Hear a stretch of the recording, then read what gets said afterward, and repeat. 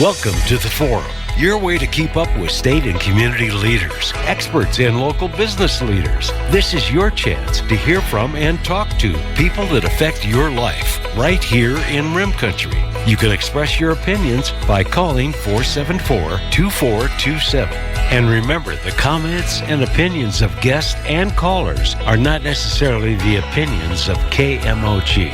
Welcome to Rim Country Forum. Good morning and welcome to the Forum. It's 4 minutes after 9 o'clock. Dirty carpet, tile, oh my goodness, upholstery, I wood forgot to hit the floors, button. oriental Stop. rugs. Trust Stop. all your No, cleaning we're needs not to the ready for you experts. yet. Air conditioning. Stop. Yeah, please. I'll tell you when it's your time. Oh, Lordy.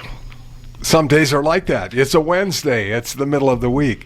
I'm Charlie Seraphin. This is the Rim Country Forum, and we are so happy that you're with us again today. We have a great program lined up. We're going to meet two really interesting people with diverse backgrounds and kind of an interesting career, something that most of us are, in fact, the vast majority of people in the world have never been involved with. So we're going to learn a lot today.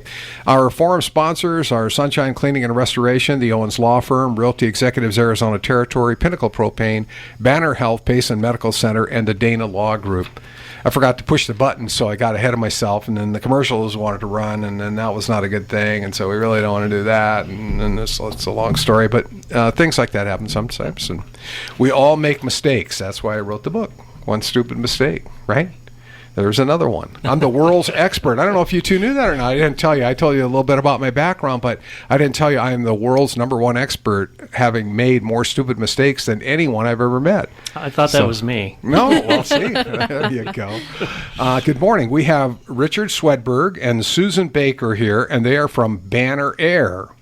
And I teased them in the lobby. I said, "Oh, Banner Air, yeah, you're the ones with the airplanes that carry those big signs behind it over the beaches and stuff and advertise, right?" And I don't know if they thought it was funny or not. I thought it was funny, but no, they're not. That's not what Banner Air is. You never know. So, this is how we do the program for those of you who haven't been here before, which includes both of you and part of me today.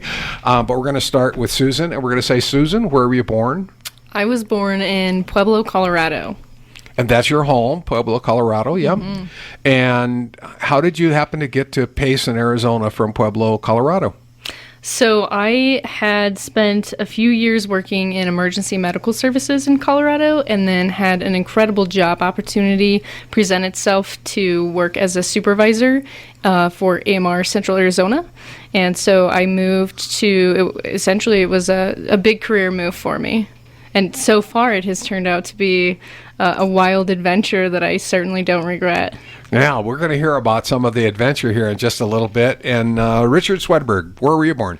Good morning. I was born in Cape Kennedy, Florida, on the Air Force Base. Oh, yeah. Okay. Did you travel around a lot then in your youth or not really? No. I think when I was about 8 weeks old, my mom moved back to Sierra Vista, and then spent most of my life growing up in Tucson. So I consider myself an Arizona native. Okay. So, but you were born on the beach and you were raised in the desert. Pretty much, yeah? Yeah, and I went back to the ocean for a few years. I was in the Coast Guard for a few years right after I graduated high school, so I definitely have that salt air in my blood, and I like to get back to the ocean as much as possible. But Arizona's definitely home. Okay. What is Banner Air? So Banner Air is a air medical operation. So helicopters, our job is to be available to the community to transport patients who are sick or injured and get them to where they need to go as quickly as possible.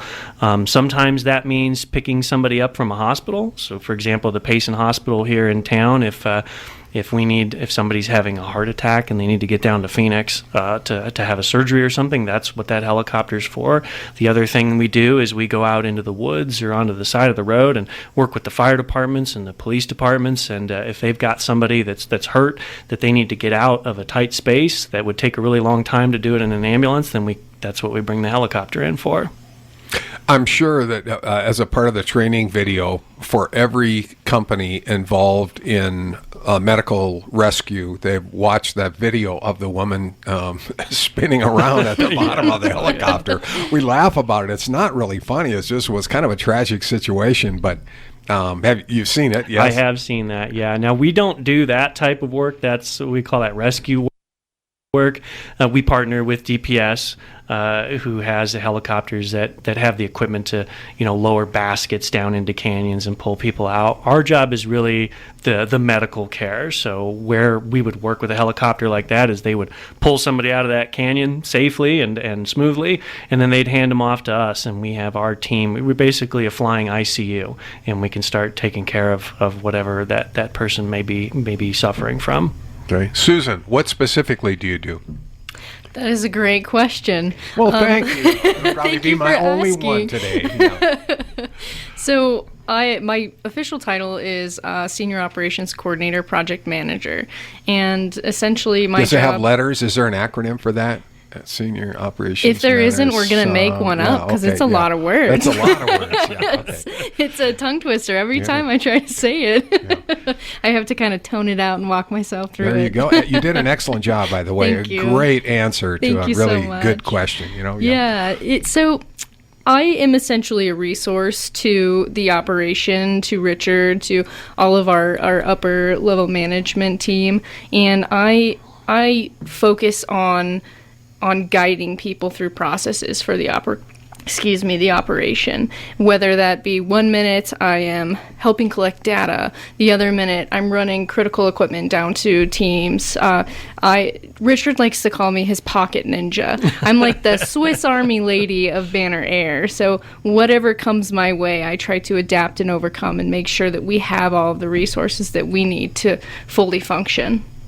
So that's a strategic part of the operations. You have to think ahead. Okay, if this happens, then we need that. If this happens, then we need that. Well, can you give me a scenario, a patient scenario of anything? You can make it up. I was going to make it up. Say a traffic accident with severe injury or something like that, where the person is brought to the regional medical center here, but they say, no, we really need to get this person to the valley. What kind of advanced strategic planning do you do in that situation? So in that type of situation, what will happen is we will receive that initial call to make sure that we are safe to fly, safe to accept that call. And safe meaning are the flying conditions, are they good enough for us to safely land, to get that patient loaded up, and then to ensure that we can make it to point B. And potentially my role in that could be making sure that we are accepting the call, that we are accepting it for the right reasons, and then once we land, pick up the patient. If there's any type of issue that occurs while we're transporting, while we're on scene, anything of that nature, I could get that phone call, be presented with the scenario, and then from there, take control. See, if we did have an issue, what happened? If we had a great success, how did we succeed? How can we implement that to better our program? An overall analysis of how well we are performing and what we can do to continuously better the operation to serve everyone that potentially will need a helicopter at some point. Is the equipment that's on the helicopter standard? Is it, in other words, you say like a traveling ICU, is it there all the time? Or do you switch out resources depending on what the specific need is? So all of our aircraft are outfitted with cross-the-line consistent equipment. So we are able to fully function as an in-the-air ICU at any given time. All right. Yeah, if you think about what you might find, in a hospital, you would find a cardiac monitor, you would find a ventilator, you would find IV pumps, you'd find medications, you'd find surgical tools, and on and on. So all that exists in the helicopter. In some cases, it exists in a smaller form, specialty-built IV pumps and ventilators that are made for being in a helicopter, made to be smaller. What we strive to do with our fleet is to make sure we have 4 helicopters. Every one of them is identical. You would never know, unless you looked at the numbers written on the helicopter, that they were any different. So where the IV pump is in one, it's in the other. And we keep everything on the helicopter at all times. So if we have to go somewhere and we need a tool, the tool's right there. We don't have to go pick it up or acquire it somewhere, add it, depending on what we're being asked to do. So this is a relatively new service for Banner in Payson. Yes. And where the helicopters come from? How'd you get 4 helicopters? So what Banner Air is a partnership. It's a partnership between Banner and another very large medical transport company called Global Medical Response, and they do air medical all over the world. They are in just about every state in the country, and they have several hundred helicopters. So Banner comes to the table with clinical and healthcare expertise. GMR comes to the table with aviation and emergency response expertise. And then we come together and we take the best of both worlds, and that's how we create Banner Air. So when it comes to getting helicopters, we basically go to GMR and we say we need 4 helicopters, and then they work their magic. They go down to the Airbus dealership and say, I'll take 4 of those, and they get them painted up and ready to go. Helicopters come kind of standard. If you went and bought a helicopter, there's nothing inside of it. There's an empty cockpit with a seat and a couple of sticks to fly the helicopter, and then you take it for whatever you're going to use it for, whether that be rescue or medical, and you bring it to a company whose job is to design the interior and build it custom for the work you're doing. So GMR is an expert at that. We just tell them what we need, and they delivered.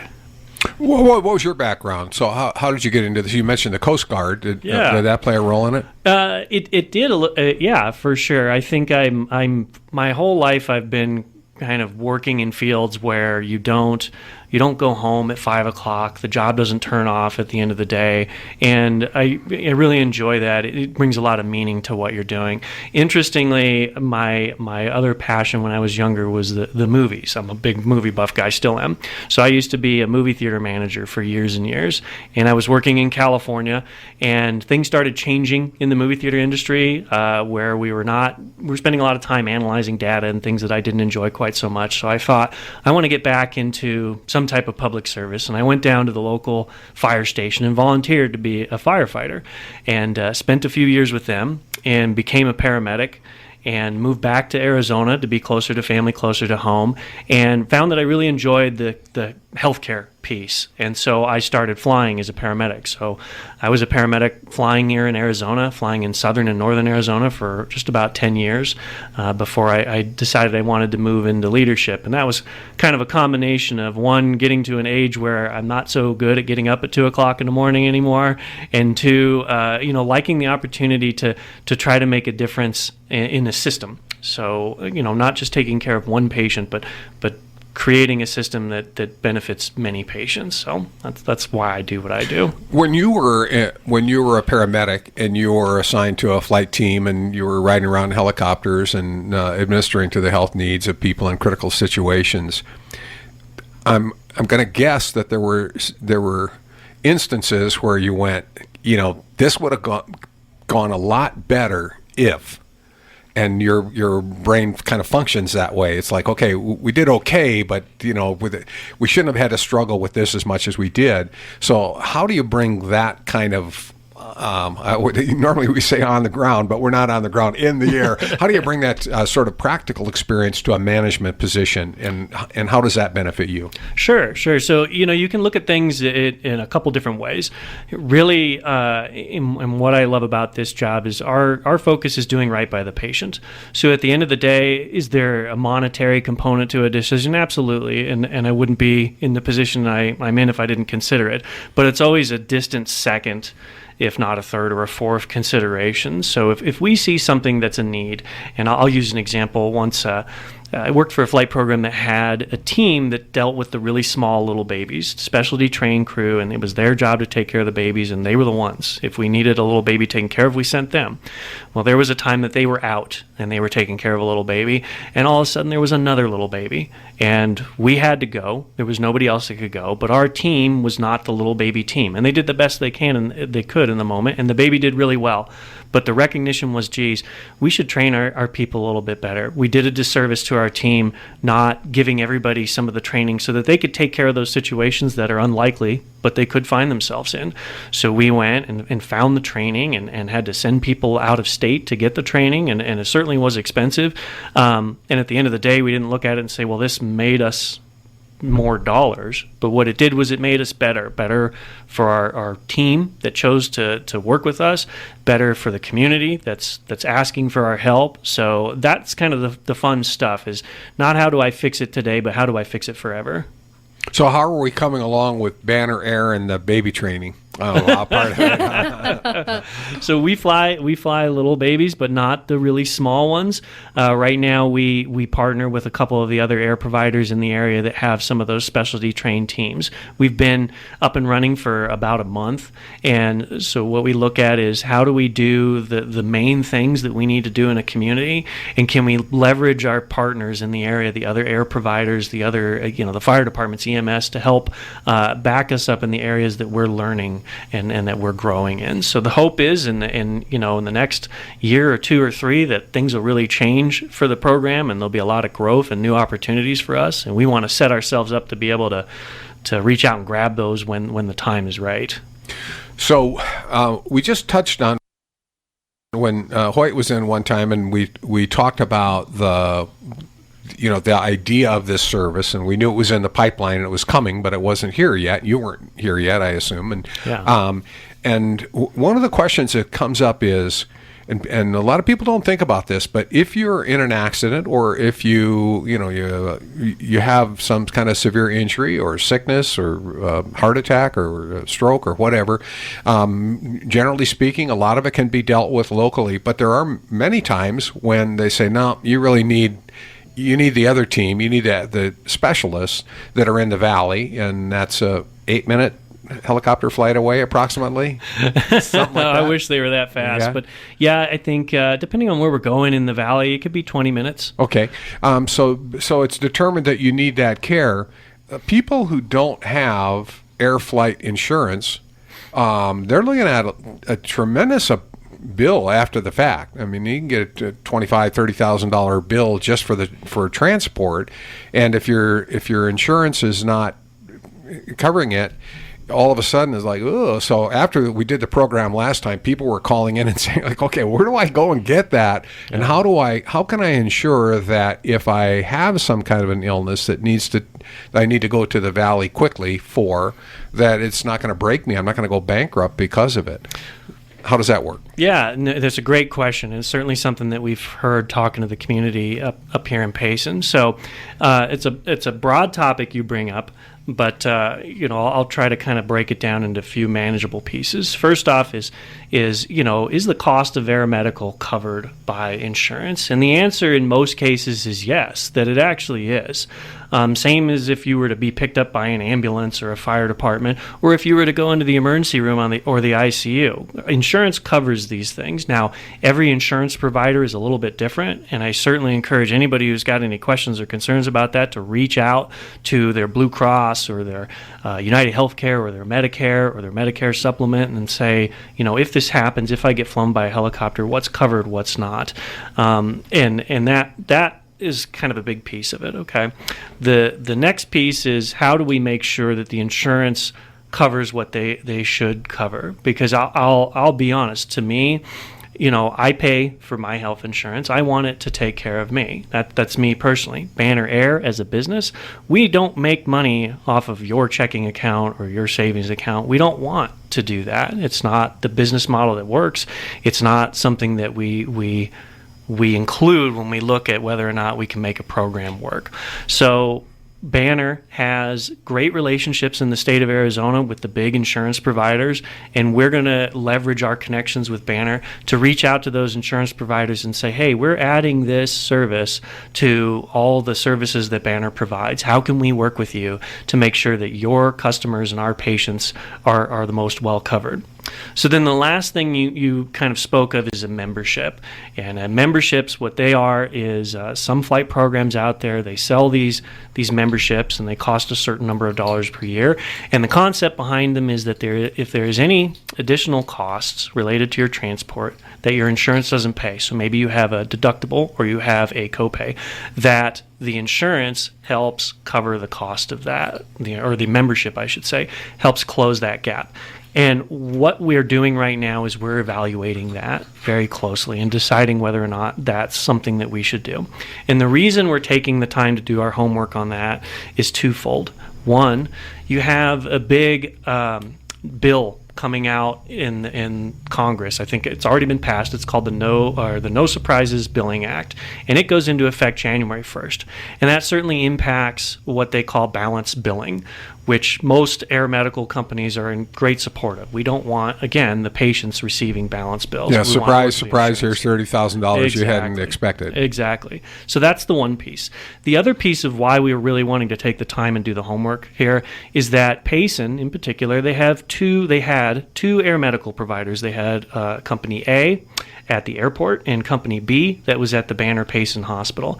Now, Company B was very much for membership, and they sold it and advocated for it in the community. And then Company A, they were against membership. They didn't think it was a good thing. They didn't think it was good for the patients or the community. So what we're seeing is two very established, very smart air medical providers that have very differing opinions on the value of this. And what we didn't want to do is we didn't want to make a decision based on that we just chose to believe brand B or chose to believe brand A. So what I can say to anybody that asks is that we're taking a little bit of time, we're doing the homework, but we're very interested in making the right decision for the people in the community that we might be taking care of. In the interim, for those of us that did, I had a friend who advised me. He said, "Hey, it's like $60 a year or something like that. It's worth the peace of mind to have that as a backup because your insurance may or may not cover it depending on the situation and what's going on and who orders the transport and there's complexity of all that and you'd have to be a health insurance attorney probably to really understand all the fine print in there, and I'm not sure even all the agents who represent the companies, I know they do their best, but they don't always have all the technical information. So if you have that membership now, I think it's called AirMed Care is one of them. It's one of the biggest. Yeah. Are you covered, or because of the transition period that we're in, are there people who have a membership, but which used to be covered for certain in Payson, but may not be covered anymore? So the two air providers that are here in Payson right now don't have memberships. That's the company that's at the airport, and then that's us. It's not something that we are legally allowed to do, accepting other people's memberships. Now, if you do have a membership, I strongly encourage that you call the holder of that membership and ask them, because they're going to be the ones that determine whether or not they can offer coverage if another air provider picks you up. I don't have that information, but what I will say is this: if you're in the hospital and you're getting a helicopter called for you, it's because what's happening to you cannot be fixed, and what's happening to you has put you on a clock where the clock is ticking, and it's time to save your life. What we don't want to be a part of is having people be fearful about taking that care that they need because they're worried about the expense. So again, what I would say to everybody, if you're worried about the cost of this, know that we're doing everything that we can to make sure that is not a component that you need to worry about when you're getting taken care of. And if at the end of the day you get flown by any air provider, both ourselves and the other big air providers, let us know. Work with them. Every one of them, Banner Air, the other big providers in the state, they all have teams that are dedicated to make sure that we're working with you to minimize any financial impact that comes your way. And as you said, you're doing your research still about the possibility of offering something specifically for people in Payson who might not otherwise be covered. Because I think there isn't a single person listening who says, I'm not worried about it. Give me a $35,000 bill for air transport, and it's not going to be a life changer. It is, absolutely. And it's something. And so rather than sit around and worry about it, what we'd like to think is that that, yeah, we say, okay, we're covered. So the first advice you gave is call your health care provider, your insurance company. Yes. Your secondary insurance company, if you have one of those as well, and check it out and ask them, am I covered? The next one, if you have joined one of these organizations that has national coverage for air evacuation, medical air evacuation, call them and ask them, tell them where you live, 85544 and 85544. Did I get that right? 85544. Yeah. Forget my zip code there. Yeah, and tell them where you live and ask them if you're still covered. And we're going to take a question here, but then when we come back, my question is going to be, if you find out that you're not, what do you do then? But good morning. Welcome to the forum. Who's on the line? Yes, good morning. Excuse me. This is Lois. I have what they call MASA, Medical Air Services Association, lifetime member. Now, we have used this, but it's been a few years back for my husband, from Payson down to the valley. And they did cover us. But this is a membership that we bought while we were traveling in RVs and stuff. So we bought that membership, and I think it was like $2,000 one-time pay, which is well worth it. And also, if you go to the hospital by ambulance or somebody takes you up there, and then you're put in a helicopter to go to the valley, and you're not really that bad off, so you could have a choice of going by ambulance or air. Do you get that choice? I mean, if you're not that bad off? Yeah, those are great questions. Let me see if I can answer them. Thank you, Lois. Appreciate your call. So, great questions. Let me see if I can answer them both. As far as this, the MASA membership, or the I guess they call it a membership, I'm not intimately familiar with them. They are this kind of national membership program.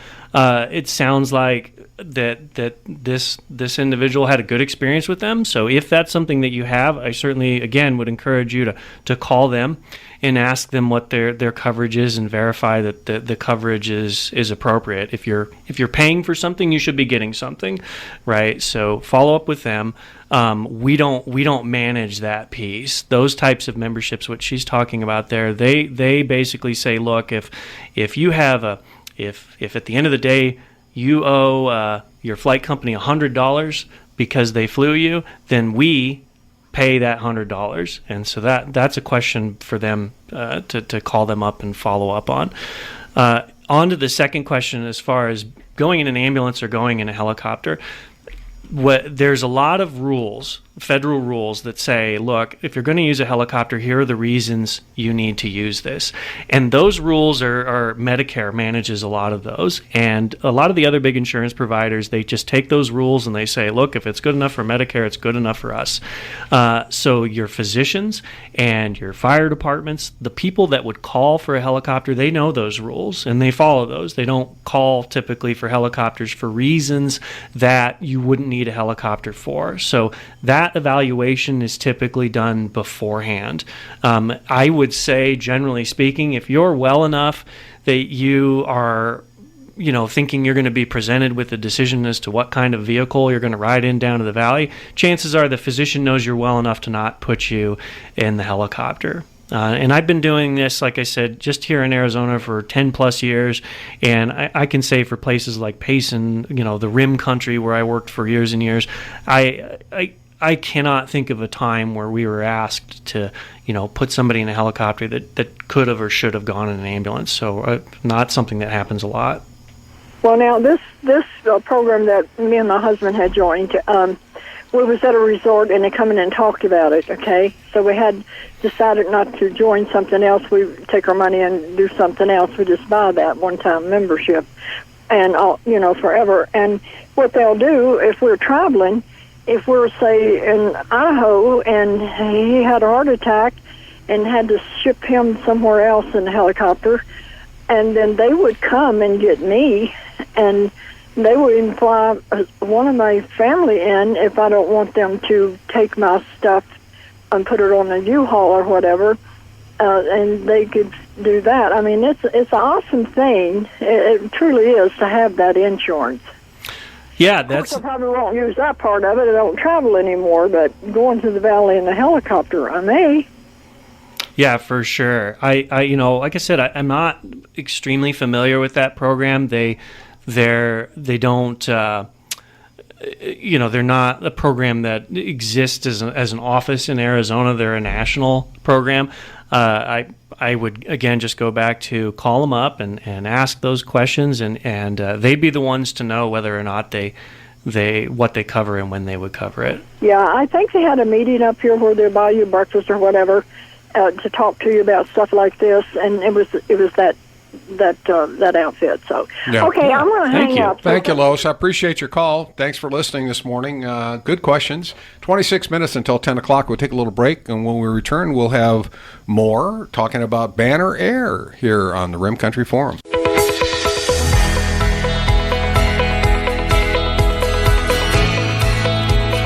Interesting program again today.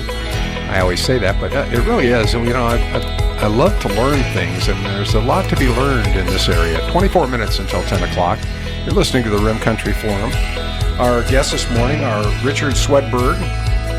What's your title, Richard? Are you the director? I'm the Chief Operating Officer. Oh, you're the Chief Operating. We got the COO for Banner Air, and Susan Baker, who has a title that has 6 words in it, and we're gonna try to come up with an acronym, but she's the go-to person. Let's go back to the phone. Say good morning. Welcome to the forum. Who's on the line? Good morning. This is Lance.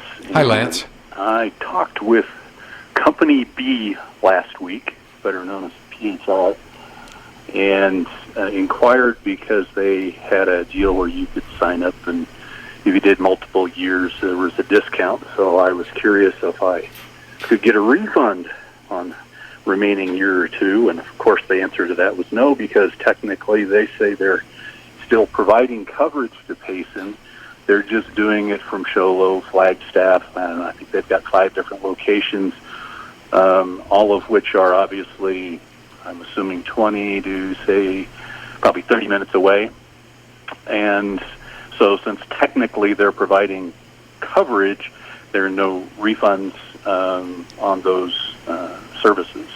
So just thought I'd bring that up as a point of interest if somebody else has done it. Lance, are you covered wherever you are? Are you covered if you are outside Payson and you have a medical emergency? I would have to confirm that, but I believe so. Okay. Yeah. And you had a choice. So they had, obviously, is that the same company that had the lifetime membership? I don't think so. It was an annual, and I think you could do 5 years at the time. I don't remember a lifetime. Gotcha. Type arrangement. Excellent. Well, thank you for your call, and it is a really important topic in our area, and Susan and Richard, so glad you came in today, and for those of you listening, I'm glad you're listening too, because it's something that we need to be proactive about. We need to kind of get involved. We need to make those calls and to our primary insurance companies first, secondary insurance companies, and then any of us that bought into one of these services to see, because things have changed in Payson from the way it was before. So, yeah, absolutely. Right. All right, let's go back. Good morning. Welcome to the forum. Who's on the line? This is Kate. Hi, Kate. And I was wondering, hello, it sounds like Medicare covers helicopter, from what I've heard you say on this show. And some people have been questioning that and wondering if it did. Well, my father was transported by helicopter a few years back by order of his doctor for a heart attack, and Medicare did cover it. But does Medicare not cover everything, or just sometimes? Because I think you just said on the show that if Medicare covers it, others will. So are there exceptions? I mean, I'm debating on, should I buy a separate insurance like a couple of people previously, talked about? So it's a great question, and I hate to keep going back to my safe corner, but I'm not the insurance expert. But here's what I understand. Again, when we talk about what would be covered for flight and what would be not, we're talking about conditions, right? So if you have a ingrown toenail, we're not going to put you on the helicopter, and the doctor is going to know. We don't put somebody with an ingrown toenail on the helicopter. But if you're having a heart attack, you should go on a helicopter. And so when I say that Medicare kind of writes those rules, those are the pieces that I'm talking about there. My understanding is, and I don't have Medicare myself, but my understanding is there's different parts to Medicare. What I would say, again, is call them and ask them. I know there's Medicare supplemental plans out there that a lot of people carry, and it sounds like a lot of those plans do the similar thing to some of the discussion that people's had about membership. If you find yourself having a deductible or a copay or anything like that, that they cover those. So, I know if I go to the doctor to get a antibiotic because I have a cold, there's like a $25 copay that my insurance says you got to pay this. We pay everything else, but you pay the $25. So these supplemental plans that people have with Medicare are typically they're there to cover the $25. I don't know, what a copay, if a copay even exists within Medicare, but if it does, the Medicare folks can tell you that, and they can tell you if a supplemental plan that you have covers that as well. But it sounds like this situation worked out really well, which is what we want. Medicare isn't quite clear in their Medicare and You booklet, about it. It really depends on the situation, I guess. I don't really understand. Why would they be? My father had a heart attack, and a doctor from here, put him on the helicopter. But I don't know if, that situation was covered. I don't know, and it isn't clear in the Medicare booklet. Now, imagine that, Kate, that the government didn't make it real clear. I can tell you, heart attacks are covered. A heart attack was a lot of the work that we do. So. Okay. All right. Okay. So thank you, Kate. Appreciate your call. So we're going to keep coming back, and we're going to hammer this home every single time. Number one, call your insurance company. If you have Medicare, call Medicare and ask them. If you got a couple of days to wait on hold, your number 4,322. We'll be happy to call you back in a couple of weeks. Call your secondary insurance company if you have that. If you have supplemental coverage, call them and ask them. Call your agent locally. That would be a good idea. And if they don't know and they get enough calls, then they'll go and find out and get back to you. And thirdly, if you have one of these memberships that you've purchased somewhere along the line, whether you have a national membership or you had one that was specific to the Payson area before the most recent change on the merger of the two companies, call them and ask them and see if you can't get answers. But the one thing you probably don't want to do is not make any calls and not really find out and sit there and worry about it, because that's not healthy in and of itself. Right. Well, and it was interesting that the caller before this one had mentioned that they had a membership, and the company said, well, we're still serving the area from other areas, and I applaud them for being in the area and being available as a resource. But what I would never recommend anybody do is, if you're having that heart attack, to have the help right there to take care of you and potentially save your life, and you're worried about, should I not take that help because I want to wait for somebody else to come in? We wouldn't want that for us either. If Banner Air went a direction where we had a membership, the last thing we would want to do is have that influence people's decision in a negative way. We don't want people to wait for us because they have a membership. No. Or sorry, you can't get a ride today because you don't have a membership. Sure. Good morning. Welcome to the forum. Who's on the line? Hi, this is Joe, the ex-sharpener. How are you, Terry? Hi, Joe. Good. Thanks for calling. So I just tuned in. I just was in the car and got out. I didn't hear everything. Which was kind of pushed by Banner. It was called PHI Air Cares. And I just got a letter the other day. They pulled out of Payson, correct? Yes. Yeah, that's correct. And so now what happens with that? I mean, I did a 3-year contract. Is the guys that are sitting there with you, are they going to honor theirs and take care of us and fly us out, or what happens? I think that's, we had another caller that brought that up. You should, I recommend you give them a call. The people who hold your membership, call them, and those would be questions that they could answer. Right. The part that I really questioned was that when we were at the hospital one time, the hospital was helping push PHI errors. And so they were pushing it, and now they pulled out of Payson. And Banner was the one that was helped pushing this. So it's kind of odd that it was pulled out and then, leave us dry, or is somebody else like you guys going to honor and take care of it? Yeah. I wish I could speak intelligently about that. I certainly wasn't there. You weren't pushing those policies. No, that wasn't me. Yeah. It wasn't Richard. Yeah. So, Joe, I appreciate your call this morning, and I know that's there are probably some other people that are in that thing. And when you say that Banner was pushing it, I think at the time, because Banner Air didn't exist, it would be natural for the hospital to try to get as many people as they can to get some kind of guaranteed insurance coverage so that they weren't stuck with a huge transport bill. But things have evolved, and we're still kind of in a gray space now. So what you missed earlier, Joe, is Richard said that he's going to, they're looking at it right now, and they're looking at, and I think your call will help him when he goes back and gives input to the rest of the people at Banner to say, hey, we've got, we have some people out there that are kind of a little bit questioning whether or not they have coverage or not. And then the other piece that Richard mentioned earlier is there's legislation right now in the Congress that could affect this whole area. And it could force, because the no secrets, no surprises, whatever they call it. What do they call that? It's the balance. I think it's the No Surprises Act or the Balance Billing Act. Yeah, the No Surprises Act. So the government is working on a way to let people know ahead of time whether or not they have coverage, and the hospital is going to have a requirement of telling you ahead of time what kind of charges you're going to ultimately get stuck with. Hopefully not sitting there, dealing with an accountant when you're on the gurney, So. Correct.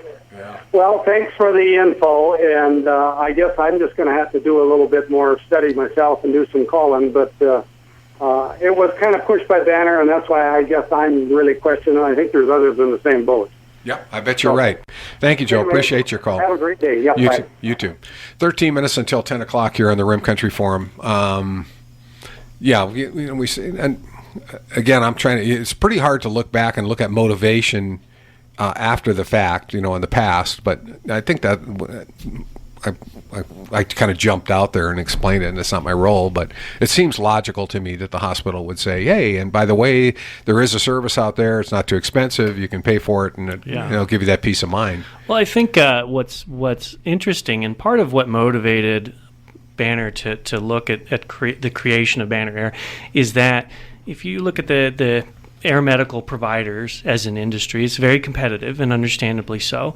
So the provider that's here today may not be the provider that's here tomorrow, and it can be something that is a cause for concern if you think, well, this provider's offering this service, and I'm going to buy into that, and then a week later they've moved into a different area, and how does that change things for me?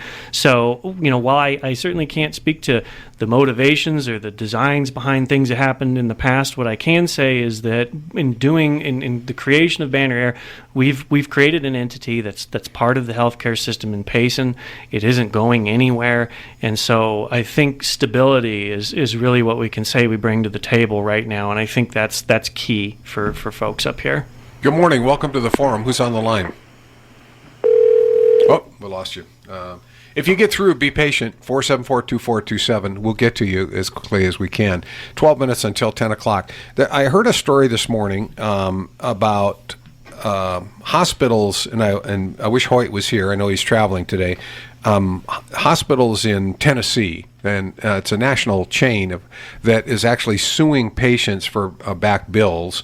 And this particular hospital sold the hospital to another entity, but they're still going back on their collections, and they're taking these people to court, and it's just a bad situation all the way around. And most of the people who have outstanding hospital bills couldn't afford a lawyer, so it's kind of a kangaroo court, and they go in and then they get this assessment, and it's really bad. It's not part. One of the things that Hoyt always talks about is Banner being a non-profit corporation. Yes. You worked for a for-profit corporation before, yeah? Yes, yeah. What's the difference? Money. and the degree to which it motivates decision making. I believe strongly in the value of a nonprofit, and like Hoyt said, Banner Air is a part of that.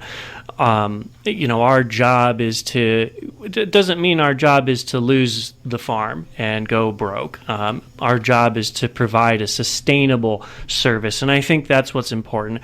At the end of the day, who am I accountable to, right? And by proxy, who is Banner Air accountable to? We're accountable, one, to the community that wants us here and needs us to provide a service, and two, we're accountable to the state and the federal government that we work with as a nonprofit to show that we are providing those services and that we are investing in improving and sustaining those services. Who we're not accountable to, there are no shareholders. Nobody is buying stock in Banner Air and saying, how does this make me money? That's the difference. That's what doesn't exist. So at the end of the day, when I sit down in front of the people I'm accountable to, what I talk about is, do we have a helicopter with a pilot and a nurse and a paramedic, and is it there, and is it ready, and is it doing the best job that it can? And that's really the end of the discussion. So that, when Hoyt speaks about the nonprofit, I'm right there with him. I believe very strongly that it's the right way to go. We'd like to think that the ultimate accountability is to God and a higher power, and so we hope that the people who are at the top of the food chain in Banner and all other corporations, ultimately, when they make these life and death decisions, are making decisions based on some kind of ethics and morals and values, and not just making decisions about profit and loss and the bottom line. Yeah, absolutely. I think, we talk about how we provide a service to every person equally, regardless of their background, their creed, their religion, regardless of their ability to pay. It's the same. Everybody gets the same top quality service all the time.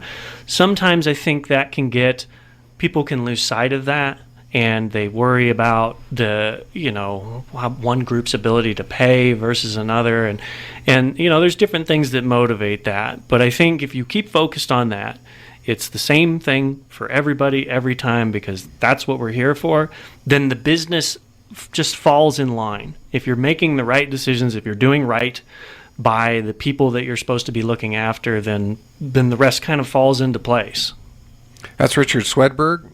He is the Chief Operating Officer for Banner Air, a relatively new business here in Payson, affiliated with Banner Healthcare Systems. And Susan Baker is in studio, and we're going to ask her some questions about animals when we return right after this.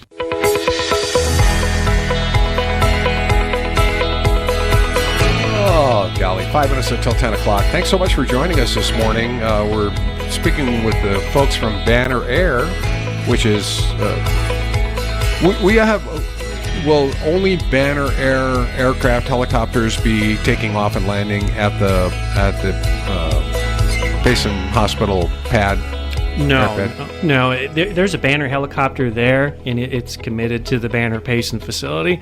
But there are other helicopters up here in the north. So if that one's gone, then absolutely anybody else can and would come in to either move a patient out or bring a patient in. And you have a cooperative working relationship with other companies that operate in the area, so that it's not like, oh no, this is our, you have to land over there on the other side of the parking lot kind of thing. No, you don't do that. The air medical providers, we've talked a lot about the business piece and the goods and the bads of that, but at the level where the care is being delivered, there's a lot of collaboration. So we have our own dispatch center that manages the aircraft, and every other big provider in the state has the same thing, and they track every helicopter. We know who's available and where we are at all times. So if we're gone and you need a helicopter, not only do we know who the nearest other company is, but we will call them and bring them in. And then they do the same thing. Got it.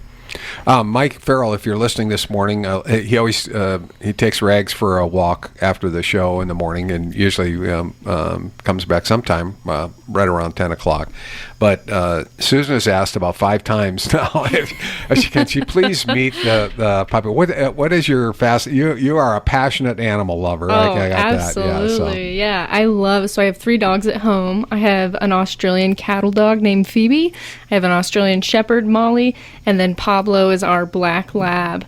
If I could have just a ranch of dogs, consider it done. I would have it. I'd take in everything I could. I think it says something about a person or a group when you walk through the door and the first thing you hear is like a tiny little yelp and it's a dog in the background. I think that, in my opinion, that's an attestation for someone's character. I love dog people. There you go. Yeah. I have a couple of Australian Shepherds. Do you? Oh, they're the best. One of them yesterday I was about ready to give away. Yeah, she was really bad. She's 2 years old, and she's normally pretty well behaved, kind of, sort of. The older one, Mia's awesome. You don't even have to talk to her. You can just kind of look at her, and she knows what you want, and she'll go and do it. She's really a service animal, but Abby's is kind of a wild thing. I always tell my wife she's a lab. I say, nah, she's a lab. They got mixed up. She looks a little like Australian Shepherd, but she's not really. Yeah, when we first got Molly, she was actually bell trained. So every time she wanted to go outside, she'd run over the door, she'd tap her nose on the bell, and we're like, oh, yes, it's time for a bathroom break. Well, eventually I started realizing that it wasn't Molly that was trained, it was I who was trained, because she just wanted to go outside. Yeah, a lot of dogs train their owners. This is a bizarre thing, but it just popped into my head. But most times in animals are taken to a regional or a local. We have no vets that are working on the weekends here in the Rim Country. And so people have to transport their pets down to the valley. It's not something you'd consider at Banner Air, would you? No. We typically keep the helicopters for the humans. I don't know that the dogs would enjoy that. The helicopters are not as big as you might think. If you had your wild Australian Shepherd going berserk in there, it might not be fun for everybody. Yeah. What about patients in your experience? Every once in a while, you get a patient that doesn't really want to be on a helicopter either, even though they're in bad shape. All of a sudden, they find newfound strength. How do you deal with that? Well, it really depends. And what I'll say is we have kind of the entire gambit of options at our disposal. Now, sometimes it's something as simple as a pair of sunglasses and some headphones with some music, because the helicopter's loud and it's a stressful situation. And one of my friends who was a paramedic, a flight paramedic, and is now a doctor, actually led a study on that and looked at that. But if we need to give some medicine to help, make you have, maybe you're nauseated or just anxiety or something, we have all of that. And then of course, safety is always number one. And we're going to protect our aircraft and our crew and our patient. We don't want anybody to get hurt up there. So anything we need to do to keep everybody safe till we get to where we're safely on the ground, then we'll do that. You're not saying it, but if you have to be strapped down, you get strapped down. Yeah.